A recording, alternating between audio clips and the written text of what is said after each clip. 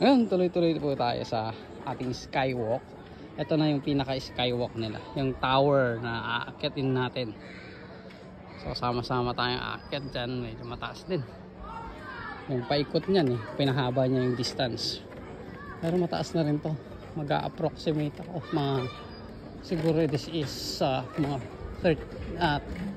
15 meters. 15 meters kataas. Mula dito sa lugar natin. Parang 6th floor. Oo, parang 6 na palapag na building. So ayan, tingnan natin kung anong view. So ito pala is yung body of water na yan na inyong nakikita ngayon is nag-share ang Canada at saka US. So ito ay isang inlet galing sa dagat na dumadaan sa mga islands dito sa banda ng Victoria sa Vancouver Island. Ganda. Wow. Pumakan nyo lang yung feeling dito. Makikita nyo yung view plus yung breeze ng hangin. Ang ganda sa feeling. Ayan. So ayan, pasyalin natin to sa mga ayan. So sa mga nanonood na taga Canada na mga kababayan, so share your thoughts na lang and mga kwento tungkol dito kay Malahat dito sa Victoria, Vancouver Island. Kasi may slide din kung sakaling tinatamad ka nang bumalik. Eto may slide. Ayan. I-slide ka hanggang doon sa baba. Ayan, kung gusto mo ng shortcut pababa. Pero yung pataas hindi mo kaya. Ay, may stairs din pala siya, mas maliit na stairs. Mas okay siguro yung stairs na yan, no? Yung sa loob. Kaso ano, may harang. May harang. May nakalagay na pali. Ay, yun may upuan. Yun, may upuan dun. Ayun na, may tali. Oo. Delikado kasi yan, masyadong maliliit yung steps niya. So ayan, patuloy tayo, paikot-ikot tayo. Umiikot tayo, ayan. Yan yung iikutan natin hanggang doon sa taas. Okay naman yung elevation niya, hindi mo maramdaman na yung tumataas ka. Para bang sa mga kalsada natin na yung elevation niya is mga 15 degrees, 10 degrees lang. Ganon. So hindi mo feel naman na medyo mataas ka na pala sa Spiral Tower. So yan ulit yung nakita natin kanina. Medyo gumaganda ng gumaganda. Mas malaki yung nakikita natin sa Malahat Spiral Tower or skywalk ang tawag nila. Ini-enjoy ng mga tao. Yung mga sumisigaw na naririnig nyo nakasakay dyan sa tube. Ay, nag-i-slide pala dyan sa tube, hindi nakasakay. May nakasakay yan sigurado, sabit-sabit sa mga railing. Nasa loob sila ng tube ng pipe na yan pababa. So medyo nakaramdaman ko na rin yung stress ng paglalakad ng paikot-ikot. Ayan, babalikan na natin. Mas maganda na naman ang view kasi mas mataas na tayo sa inlet. Nakalimutan ko Saanich something, Saanich ang pangalan ng inlet na to. Wow, ganda mangisda dito. Ano kayo mahuhuli dyan? Anyway, pag inlet pala is halong tabang at halong alat na tubig. Kumbaga brackish water ang tawag sa kanya. So, iba-ibang klase rin na isda mahuhuli dyan. Pwedeng salt water siya, pwedeng fresh water na mga klase ng isda. So of course, okay, may nagsasabi siguro dyan. Siguro may salmon dyan. Malamang meron. Ang mga salmon na mahilig sa ganyan, na lumalami sa ganyan is mga coho, chinook, mga ganyan. Meron din mga pink. Meron na siguro. Nandyan na siguro sila yung mga pink kasi ang sabi nila, yung salmon run is magsisimula nitong July, ngayong month. So malamang nandyan na sila. Papasok yan sa mga inlets, tapos papasok sa mga river systems or creeks. Yan, sinasalubong naman namin na namimingwit. Pero yung iba naman, talagang dyan na sila kumukuha. Kasi mas malasa ang isda pag galing sa tubig alat. Mas malasa yung salmon. Pag nasa ilog na, sa tabang na, nagiging matabang din. Ewan ko kung anong reason doon. So malamang yung kinakain nila siguro, mas masustansya yung nakakain nila sa mga tubig alat. Ayun, malapit na tayo. May ilang minutes din tayong naglakad. So, mga approximate may 5 minutes or 6 minutes tayong naglakad. So, ayan, naabutan na natin yung mama ko. Yan yung mama ko. Naabutan na natin sila. So, pag-slide dun yung ada, gusto mo abot tayo, pwede nga to ah. Gusto mo road, tayo pwede nga to ah. Pinag-i-slide na yung bata eh. Hindi pa na-reach yung top ng tower. Yan ang sabi ko kay mama ko. Oh. Bakit? Tara, mamaya muna. Abutin muna natin yung taas. Ha? Bakit? Nahilo ka? Nahilo ka? Umawak ka sa railing.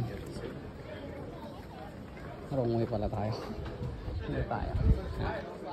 So ayan, gumaganda yung view.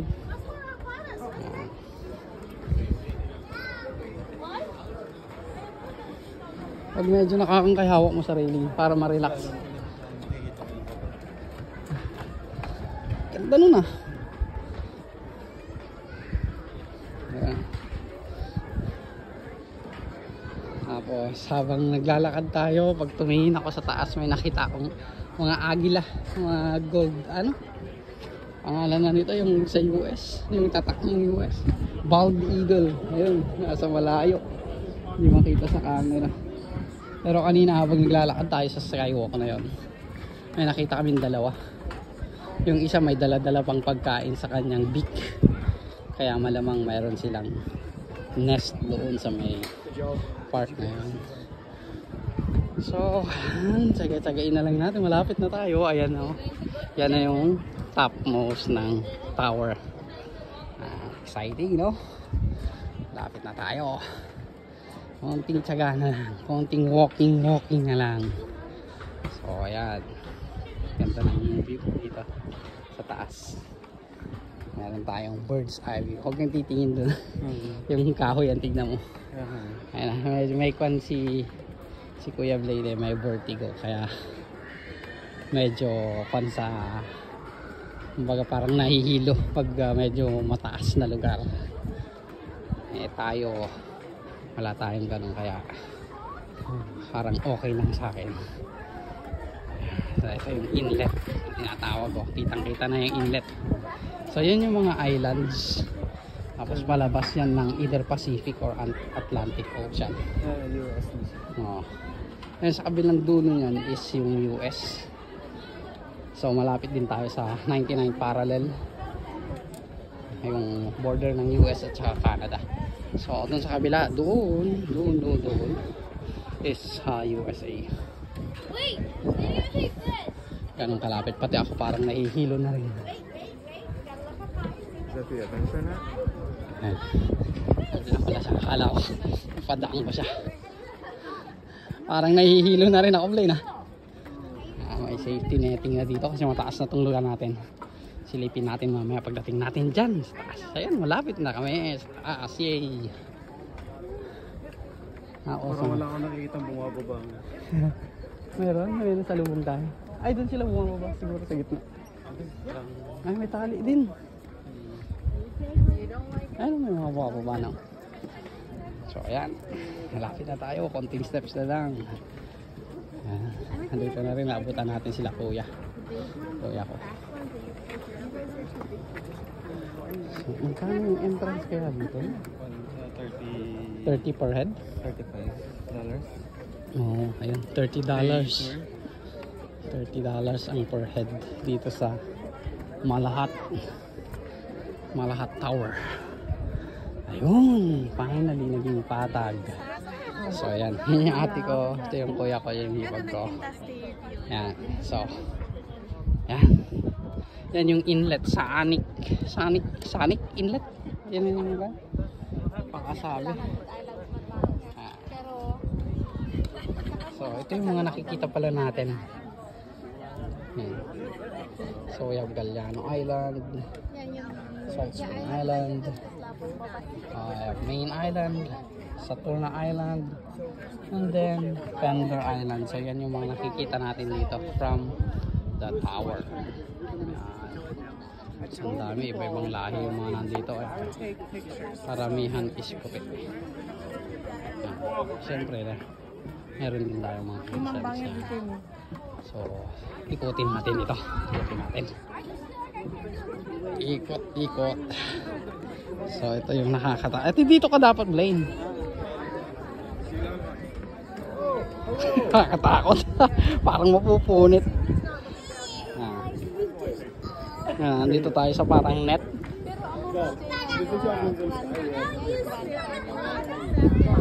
Kastimot lang? Ada kastida? Ay, glass. Kasi nakakatakot pala dito.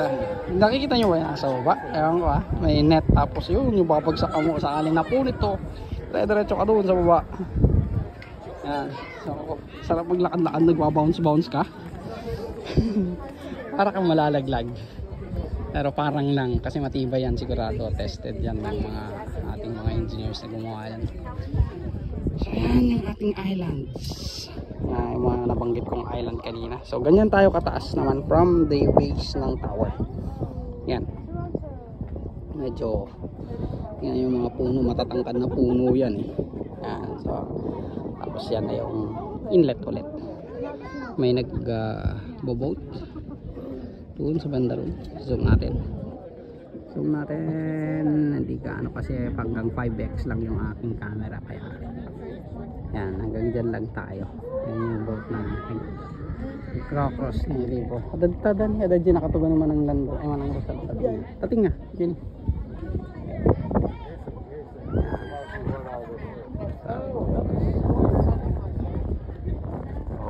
Ikot tayo, ikutin natin to. Nasa information kasi tayo, kaya medyo nakuhan tayo. Ayun yung bald eagle ay sayang dumaan, hindi ko na hagingan ng aking camera. So dito medyo mas nakakatakot yung lugar na to kasi ayan siya, ganyan siya kataas. Ayun yung base ng tower. May mga upuan din doon, nagsasunbathing. So ganun, somewhere siguro approximate ko lang mga 60 feet to 80 feet yung taas natin from the base ng tower. Yan. Ganda, no? Ganda sana kung may zip line. Yan, zip line papunta doon sa kabilang island. Saya siguro niya, kakatakot siguro, no? May zip line niya. So ayun, mayroon tayong mga orca. Siguro mayroon na mga masyal din dito. Bakit may signage na ganito dito? Coast to coast of a port. Ayan. Do you believe that there is some love? Pakibasa na lang. The marine basins in the world with unique conditions and fascinating ecosystem that attract scientists and divers from near and far. People are not only visitors though, whales too like to visit on occasions. Yan. Ito yung namamasyal na sinasabi nila, orca. So tsambahan lang siguro yung makikita natin ganito dito. Yan, meron din yung okay, so na-answeran yung sabi ko sa either Atlantic or Pacific. So Pacific yung outlet yung kakabit ng inlet ako, Pacific Ocean. So dyan sa mga katubigan na yan, ayun na yung buto, ang bilis niya. Tignan lang natin kanina, ayan na siya mabilis siya.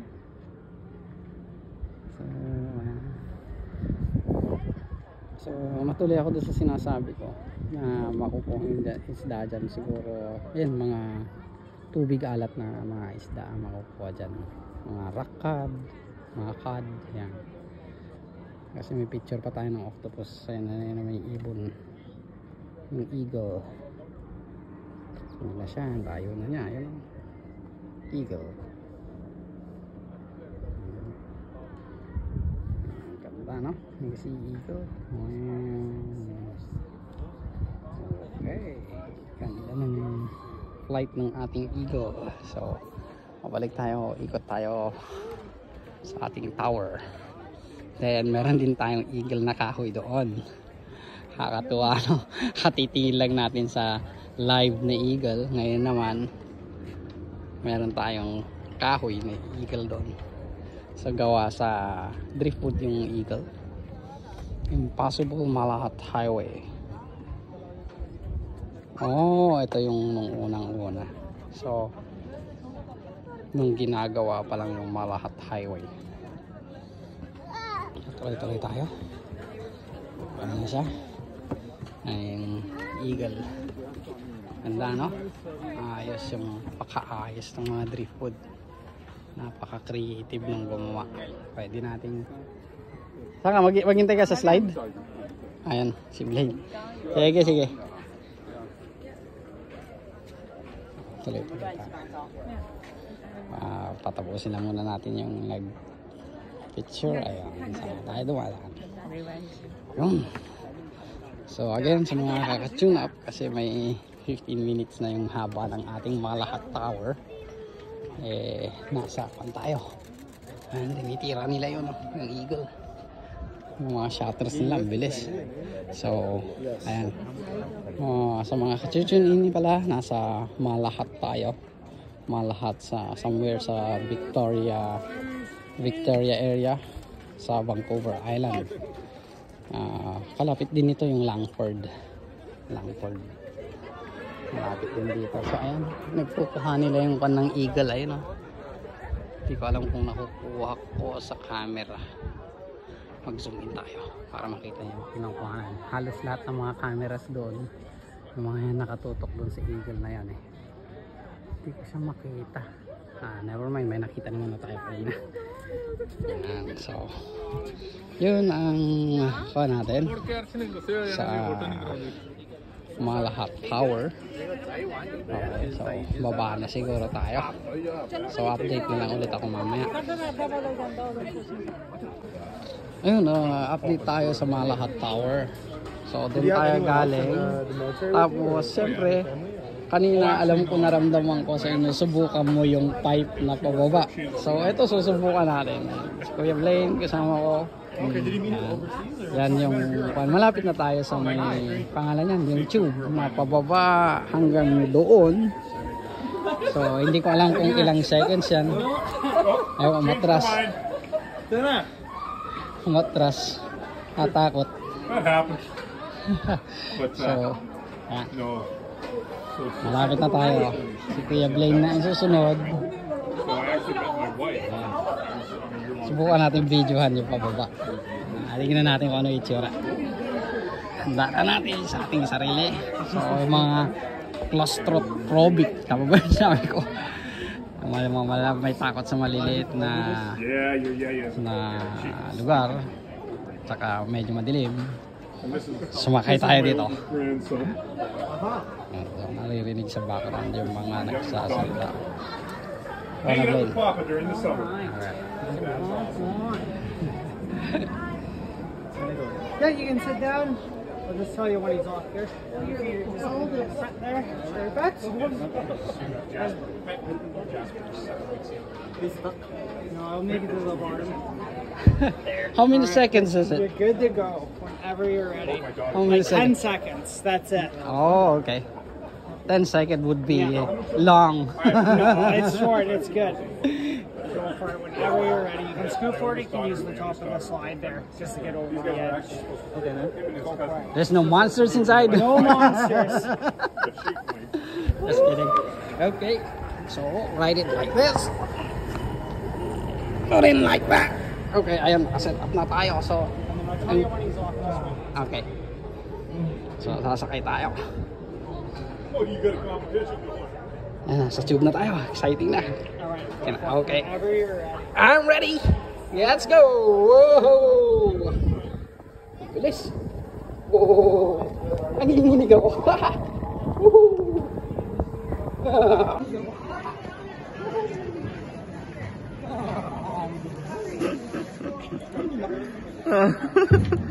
Ilang segundo lang eh.